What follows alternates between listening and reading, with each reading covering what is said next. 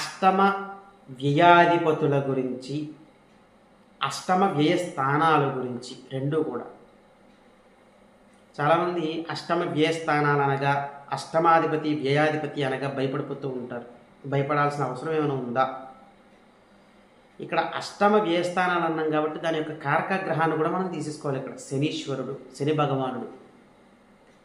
మనకు అసలు అదృష్టం ఎప్పుడు కలుగుతుంది? అష్టమ వ్యయస్థానాల నుంచి, అష్టమాధిపతి వ్యయాధిపతుల నుంచి. అదృష్టం అసలు ఉంటుందా? దుస్థానాధిపతులు దుస్థానాలు కదా అవి. మరి అదృష్టం ఉంటుందా ఎలా తెలుసుకోవాలి? చాలా ఇంపార్టెంట్ పాయింట్ అండి ఇది. వెంటనే ట్రిగర్ అవుతుంది మీరు వీడియో చూడగానే.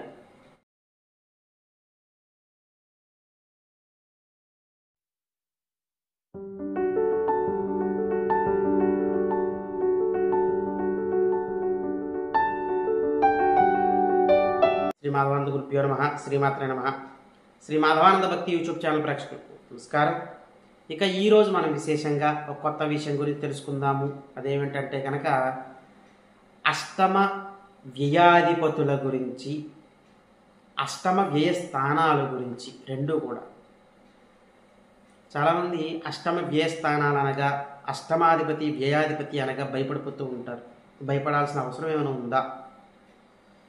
ఇక్కడ అష్టమ వ్యయస్థానాలు అన్నాం కాబట్టి దాని యొక్క కారక గ్రహాన్ని కూడా మనం తీసేసుకోవాలి. ఇక్కడ శనీశ్వరుడు, శని భగవానుడు. మనకు అసలు అదృష్టం ఎప్పుడు కలుగుతుంది? అష్టమ వ్యయస్థానాల నుంచి, అష్టమాధిపతి వ్యయాధిపతుల నుంచి. అదృష్టం అసలు ఉంటుందా? దుస్థానాధిపతులు దుస్థానాలు కదా అవి. మరి అదృష్టం ఉంటుందా ఎలా తెలుసుకోవాలి? చాలా ఇంపార్టెంట్ పాయింట్ అండి ఇది. వెంటనే ట్రిగర్ అవుతుంది మీరు వీడియో చూడగానే. చెక్ చేసుకోండి, కావాలంటే మీరు అనాలిసిస్ చేసుకోండి. కొంతమంది జాతకాలు తీసుకుని కూడా అనాలిసిస్ చేయండి, మీకు టాలీ అయిపోతుంది. ఎందుకంటే నేను కొన్ని జాతకాలు అబ్జర్వ్ చేసి స్టడీ చేసిన తర్వాతే కొన్ని వీడియోస్ చేస్తూ ఉంటాను నేను. అర్థమైందండి? ఓన్లీ బుక్కిష్ నాలెడ్జ్, బుక్లో ఉన్నదే మనము చెప్పేయడం కాదు. ఎలా అంటే అదృష్టం కలుగుతుంది, ముందే చెప్పేస్తున్నాను, కలుగుతుంది. మీ అష్టమాధిపతి వ్యయాధిపతులు ఎలా ఉండాలి మీకు అదృష్టం కలగాలంటే? మీ అష్టమ వ్యయస్థానాలు లేదా మీ అష్టమ వ్యయస్థానాల్లో గ్రహాలు ఎలా ఉంటే మీకు అదృష్టం కలుగుతుంది అన్న అంశాలన్నీ కూడా ఇప్పుడు క్లియర్ చేసేసుకుందాం. ఇంకా చెప్పుకుందాం ఆ స్థానాల గురించి. ఇప్పుడు శని ద్వారా క్లియర్ చేసుకుందాం. ఎలా అంటే మీ జాతక చక్రంలో మీ యొక్క అష్టమాధిపతి, మీ యొక్క వ్యయాధిపతి ఎవరైతే ఉంటారో, దీని కారక గ్రహం ఏంటి? శనీశ్వరుడు కదా. ఈ అష్టమాధిపతి వ్యయాధిపతులు మీ జాతకంలో శని నక్షత్రాల్లో ఉన్నారో లేదో చూసుకోండి. ఒక్క పాయింట్. శని నక్షత్రాలు ఏంటి? పుష్యమి, అనురాధ, ఉత్తర భాద్ర. ఈ మూడు నక్షత్రాల్లో కనుక మీ యొక్క అష్టమాధిపతి వ్యయాధిపతులు ఉన్నారు అంటే మీరు అదృష్టవంతులు. అక్కడ శని యొక్క శత్రువర్గ గ్రహాలు ఉన్నాయనుకోండి. ఉదాహరణకి మీ యొక్క అష్టమాధిపతో లేదా మీ వ్యయాధిపతో శని యొక్క శత్రువర్గ గ్రహం అనుకుందాం. వాళ్ళు ఉన్నారనుకుందాం శని నక్షత్రాలు. అయినప్పటికీ కూడా మీరు స్ట్రగుల్స్ ఫేస్ చేసినా ఖచ్చితంగా అదృష్టం అన్నది కలుగుతుంది మీ జీవితంలో. ఇది మాత్రం రాసి పెట్టుకోవచ్చు మీరు. ఖచ్చితంగా జరుగుతుంది. ఇందులో ఎటువంటి ఢోకా ఉండదు. అదే మిత్రవర్గ గ్రహం అయిందనుకోండి, అది ఇంకా ఎక్సలెంట్ అనమాట. మీకు ఎటువంటి ఇబ్బందులు లేకుండానే వెళ్ళిపోతుంది, మీ లైఫ్ సూపర్గా ఉంటుంది. శత్రువర్గ గ్రహం అయినప్పుడు మాత్రం స్ట్రగుల్స్ ఫేస్ చేస్తారు ఖచ్చితంగా. కానీ ఖచ్చితంగా అనుకున్నది సాధిస్తారు. ఇక్కడ సాధించడం మాత్రం గ్యారంటీ. మిత్రవర్గం అయితే సింపుల్గా, శత్రువర్గం అయితే కాస్త స్ట్రగుల్స్ తోటి. ఇప్పుడు ఏం చెప్పుకున్నాం మనం? పాయింట్, మీ యొక్క అష్టమాధిపతి వ్యయాధిపతులు శని నక్షత్రాల్లో ఉండాలి. ఇంకా అలా చెప్పుకోవచ్చు. అష్టమ వ్యయాధిపతులు అయిపోయాయి కదా, ఇప్పుడు అష్టమ వ్యయ స్థానాలు తీసుకుందాం. మీ అష్టమ వ్యయ స్థానాల్లో గ్రహాలు ఉన్నాయి అనుకుందాం. మీ అష్టమ వ్యయ స్థానాల్లో గ్రహాలు ఉన్నాయి అనుకుందాం. ఏ గ్రహం ఉందో చూసుకోండి. అష్టమంలో ఏ గ్రహం ఉంది, వ్యయంలో ఏ గ్రహం ఉంది. ఆ గ్రహానికి మరలా మీకు ఖచ్చితంగా 3 నక్షత్రాలు ఉంటాయి కదా. ఈవెన్ మీకు అష్టమంలో రాహు ఉన్న, అష్టమంలో కేతు ఉన్న, లేదా వ్యయంలో రాహు ఉండి వ్యయంలో కేతు ఉన్న, వాటిలో కూడా నక్షత్రాలు ఉంటాయి. వాటికి ఆధిపత్యాలు ఉండంతే, రాసులు లేవు కానీ నక్షత్రాలు ఉన్నాయి. మీ అష్టమంలో మీకు ఏ గ్రహం ఉందో చూసుకోండి. ఏమండి, ఆ గ్రహం యొక్క నక్షత్రాలు ఏంటో తీసుకోండి. ఆ నక్షత్రాల్లో ఇప్పుడు శని భగవానుడు ఉండాలి. ఎవరికైతే జాతక చక్రంలో అష్టమ వ్యయ స్థానంలో గ్రహాలు ఉండి ఆ గ్రహాల యొక్క నక్షత్రాల్లో కనుక శని భగవానుడు ఉన్నట్లయితే వాళ్ళకు కూడా అదృష్టం కలుగుతుంది. వీళ్ళు కూడా జీవితంలో అనుకున్నది సాధిస్తారు ఖచ్చితంగా. కానీ అష్టమంలో ఉన్న గ్రహం ఏంటి, వ్యయంలో ఉన్న గ్రహం ఏంటో చూసుకోండి. అది శనికి శత్రువర్గ్రహం అయ్యిందనుకోండి, నక్షత్రాలు మరి శత్రు నక్షత్రాలే అవుతాయి కదా, కాస్త ఏంటంటే వీళ్ళు సాధించడానికి స్ట్రగుల్స్ చేయాల్సి ఉంటుంది. అందుకే కొంతమంది ఎంతో శ్రమపడి మంచి ఫలితాలు పొందుతారు, కొంతమంది ఈజీగా పొందేస్తూ ఉంటారు మంచి ఫలితాలు. ఈ డిఫరెన్స్ ఇది. కానీ గోల్ రీచ్ అవ్వడం మాత్రం కామను. ఖచ్చితంగా వాళ్ళు మంచి గోల్ రీచ్ అవుతారు, అది డ్యామ్ షూర్. రాసి పెట్టేసుకోవచ్చు మీరు. ఇక్కడ రెండే విషయాలు తెలుసుకుంటున్నామండి. అష్టమాధిపతి వ్యయాధిపతి శని నక్షత్రాల్లో ఉండాలి, లేదా మీ యొక్క అష్టమ వ్యయస్థానాల్లో గ్రహాలు ఉండి ఆ గ్రహాలు ఏంటో చూసుకోండి. ఆ గ్రహాల యొక్క నక్షత్రాల్లో శని ఉండాలి. అప్పుడు ఈ జాతకులు అదృష్టవంత జాతకులు అని చెప్పచ్చు, అంటే అదృష్టవంతులు అని చెప్పచ్చు ఒక మాటలో. మహర్జాతకులు కరెక్ట్ పదం వాడాలంటే ఒకసారి పదాలు గుర్తురావు, కానీ కరెక్ట్ పదం గుర్తొచ్చింది అనుకోండి. ఇది మహర్జాతకులు అంటే చూసారా, అది ఫ్లోలో వెళ్ళిపోతూ ఉన్నప్పుడు ఒకసారి పదాలు గుర్తురావు చూడండి, అలాగే మహర్జాతకులు అంటాం. వీళ్ళు అనుకున్నది సాధిస్తారు. తర్వాత వృత్తి వ్యాపారంలో ఒక ఉన్నత స్థితిలో ఉంటారు. గౌరవప్రదమైన స్థాయిలోకి వెళ్ళడము, మంచి పేరు ప్రఖ్యాతులు, సమాజంలో గుర్తింపు రావడము, ఇవన్నీ కూడా జరుగుతాయి. రాజకీయాల్లో ఎవరైతే ఉంటున్నారో వాళ్ళకి ఒక ఉన్నత స్థితిగతులు ఉంటాయని చెప్పుకోవచ్చు. అన్నీ మంచి పాయింట్సే. ఇంకెలా చెప్పచ్చు అంటే కనుక అష్టమ వ్యయస్థానాలు శని యొక్క రాసులయ్యి, అష్టమ వ్యయస్థానాలు శని యొక్క రాసులై అంటే ఏంటి, మకర రాశి, కుంభరాశి, అంతే కదా. అందులో శని ఉన్నా సరే, అక్కడ కుంభాల్లో శని ఉన్నా సరే వీళ్ళు కూడా అదృష్టవంతులు అని చెప్పచ్చు. ఇప్పుడు మీకు మీనరాశిలో శని ఉన్నప్పుడు కూడా అదృష్టవంతులు అవుతారు, కానీ ఏమవ్వాలి, అది ఉత్తరాభద్ర నక్షత్రం అవ్వాలి, అందులో శని ఉండాలి. కర్కాటకంలో శని ఉన్నప్పుడు కూడా వాళ్ళు అదృష్టవంతులు అవుతారు, ఊరికే అయిపోరు. కానీ ఆ శని ఎక్కడ ఉండాలంటే శని భగవానుడు పుష్యమీ నక్షత్రంలో ఉండాలి. వృశ్చిక రాశిలో శని ఉంటే అదృష్టవంతులు, వాళ్ళకి ఇబ్బందులు ఏమి అయిపోవు. వృశ్చిక రాశిలో పడగానే కుజుడిల్లు కదండి,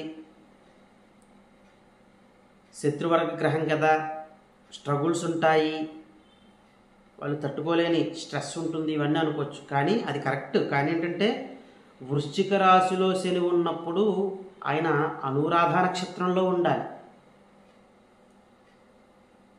అర్థమైందండి? లేదు, అష్టమ వ్యయస్థానాలు మకర కుంభాలు అవ్వాలి. అష్టమ వ్యయస్థానాలు మకర కుంభాలయ్యి అక్కడ శనీశ్వరుడున్నా వాళ్ళు మహర్జాతకులు అని చెప్పచ్చు. అష్టమాధిపతి అష్టమంలో ఉన్నారు, ఆయన వ్యయాధిపతి వ్యయంలో ఉండడము ఇదొక అదృష్టము, ఇదొక అదృష్టంగా చెప్పుకోవాలి. ఉదాహరణకి మకర రాశి అష్టమ స్థానం అయ్యి శనీశ్వరుడు ఉన్నారు అనుకుందాం, అప్పుడు కుంభం ఏమవుతుంది, భాగ్యస్థానం అవుతుంది. అక్కడ యోగకారకుడు, యోగకారకుడు ఎప్పుడూ కూడా యోగించడానికే ఆయన ప్రయత్నిస్తూ ఉంటాడు. ఆయన దుస్థానంలో ఉండకూడదు, ఎప్పుడైనా గుర్తుంచుకోండి, యోగకారకుడు దుస్థానాల్లో ఉండకూడదు. మరి ఇక్కడ దుస్థానంలో ఉన్నాడు అష్టమంలో, ఇక్కడే పాయింట్. కానీ ఆయన సొంత ఇంట్లో ఉన్నాడు, ఆయన కారకా స్థానంలో ఉన్నాడు, అది మరలా ఉపయోగపడుతుంది, ఖచ్చితంగా ఉపయోగపడుతుంది జాతకుడికి. మహర్జాతకులు అని చెప్తాము, వాళ్ళు అనుకున్నది సాధిస్తారు ఖచ్చితంగా. ఎన్ని స్ట్రగుల్స్ రానివ్వండి, ఎస్ నేను పోరాడతాను, నాకు పోరాడే శక్తి ఉంది, ఇదే ఇంకా వాళ్ళకి ఎప్పుడూ కూడా ఈ ధ్యాసలోనే ఉంటూ ఉంటారు. అలాగే వాళ్ళు విజయాలు కూడా సాధిస్తారు. అంతేగాని ఏదైనా ఓటమి వస్తే భయపడిపోవడము, దిగులు పడిపోవడము ఇవే ఉండవండి వాళ్ళకి. ఏదొచ్చినా సరే నిలబడి పోరాడి సాధిస్తారు. అందుకే శని భగవానుని మనము కర్మకారకుడు అంటాం. ఆయన అష్టమి వ్యయ స్థానాలకి కారకత్వాన్ని తీసుకున్నాడు ఆయన. అష్టమ స్థానం ఏంటి? అదొక దుస్థానం. వ్యయస్థానం కూడా దుస్థానం, దాని గురించి ప్రత్యేకంగా చెప్పక్కర్లేదు. అష్టమ స్థానం ఏంటి? చీకటి స్థానం. సడన్ ఇన్సిడెంట్స్ని సూచించే స్థానము 8th హౌస్. మన ఆయుష్ని సూచించే స్థానము, ఆయుర్దాయం ఉంటుందా ఉండదా, ఎంతవరకు ఉంది అని సూచించే స్థానము 8th హౌస్. అర్థమైందండి? తర్వాత వ్యయస్థానం లాసెస్ను సూచిస్తూ ఉంటుంది. ఈ శని భగవానుడి వల్ల మనకు లాసా, బెనిఫిట్టా, నష్టపోయే అవకాశాలు ఉంటాయి జాతకంలో, లాభపడే అవకాశాలు ఉంటాయా అన్నది వ్యయస్థానాన్ని బట్టి చెప్పచ్చు. ఈ రెండిట్లకి కూడా ఆయన కారకత్వాన్ని తీసుకోవడం జరిగింది. అందుకే ఇక్కడ అంతా మీకు క్యాలిక్యులేటెడ్గా ఉంటాయి అష్టమ వ్యయస్థానాలు, అష్టమాధిపతి వ్యయాధిపతులతో శనీశ్వరుడి యొక్క లక్షణాలు. చాలామంది చెప్తారు, ఇది వెరీ బేసిక్ పాయింట్ అండి, కామన్ పాయింట్ ఏం చెప్తారు, అష్టమంలో శని ఉంటే ఆయుర్దాయం చాలా బాగుంటుంది అని. అదే అష్టమ స్థానము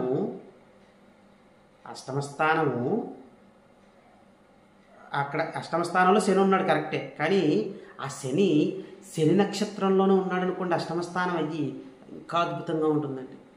వీళ్ళనే మహర్జాతకులు అంటాం. నేను చెప్పాను కదా, అదృష్టవంతులు వీళ్ళు. ఏదైనా సాధిస్తారు.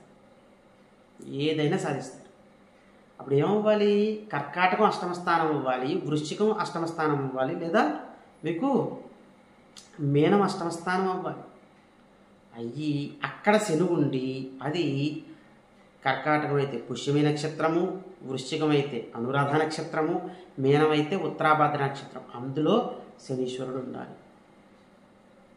మీరు ఎంత బాగా సంపాదించుకునే పేరు ప్రఖ్యాతులు, డబ్బు అవ్వచ్చు, ఒక హోదా, ఒక ఉన్నత స్థితి, ఒక ఫేమ్, బలానా వ్యక్తి అనగానే ఒక ఫేమ్ ఉంటుంది చూసారా, స్టార్డమ్, అవన్నీ కూడా తెచ్చుకుంటారు జాతకులు. చాలా బాగుంటుంది. మీ జాత చక్రంలో అలా ఉందో లేదో చెక్ చేసుకోవాలి మీరు.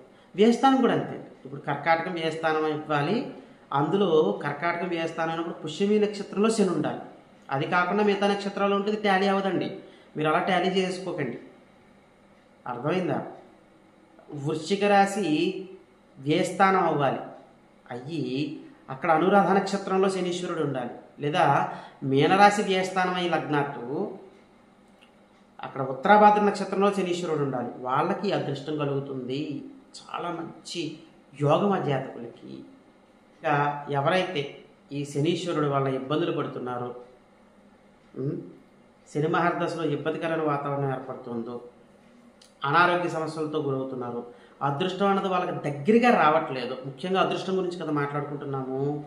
దగ్గరికి రావట్లేదు, లేదా దగ్గరికి వచ్చి పోతుందో, వెనక్కి వెళ్ళిపోతుందో. కొంతమందికి చూడండి దగ్గర వరకు వస్తుందో అదృష్టము, టక్మన అక్కడి నుంచి యూటర్న్ తీసుకుంటున్నారు. అదే వాళ్ళ బ్యాడ్ లక్ అనమాట. ఎవరికైతే ఇలా ఉంటుందో అదృష్టం మాకు చెంత వరకు వచ్చిందండి, అక్కడ యూటర్న్ తీసుకుని వెళ్ళిపోయిందండి, వాళ్ళు చేసుకోవాల్సిన పరిహారాల దగ్గరకు వచ్చినట్లయితే చాలా సింపుల్ పరిహారం అండి ఇది. ప్రతి సోమవారము కూడా, ఇక్కడ చిత్రం చూడండి, శనీశ్వరుడు గురించి మాట్లాడుకుంటున్నాం, సోమవారం పరిహారం చేస్తున్నాం. ఇక్కడ ప్రతి సోమవారం కూడా మీరు ఇంట్లో ఉన్నట్లయితే స్ఫటికలింగం తీసుకోండి, చిన్న స్ఫటికలింగం తీసుకోండి. స్ఫటికలింగానికి నమక చమకాలతో అభిషేకం చెయ్యాలి. మీకు వచ్చు నమక చమకము, చదివేసేసుకుంటూ చేసేసుకోండి అభిషేకం. మంచినీటితోటే, మీకు రాదు, శుభ్రంగా వీడియో వింటూ, అది ఆడియో వింటూ, నమక చమకాలు ఆడియో వింటూ అభిషేకం చేసేసుకోవడం ఇంట్లో స్ఫటికలింగానికి. మాకు ఇంట్లో స్ఫటికలింగం లేదండి అంటే కనుక మీరు ఆలయానికి వెళ్ళాలి.